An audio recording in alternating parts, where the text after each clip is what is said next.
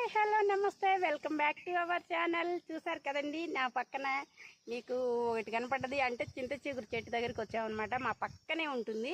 ఈరోజు నిన్నంతా కూడా వర్షం వచ్చేసింది, మనకి చక్కగా వెదర్ అంతా చేంజ్ అయింది. చింత చిగురు ఇలా వర్షాలు వచ్చినప్పుడు ఖచ్చితంగా చెట్టుకైతే మనం ఎంత మందికి వస్తున్నా కానీ చింత చిగురు వస్తూనే ఉంటుందండి.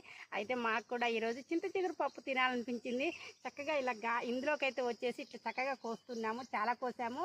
ఇంకా తర్వాత చింత చిగురు చాలా మంచిదండి హెల్త్కి. చింత చిగురుక మనం పచ్చడి చేసుకోవచ్చు, పప్పులో వేసుకోవచ్చు, అలానే చట్నీ చేసుకోవచ్చు. రకరకాలుగా మనం అన్నీ కూడా వెరైటీ అయితే ఈ కర్రీస్ అయితే వండుకోవచ్చు.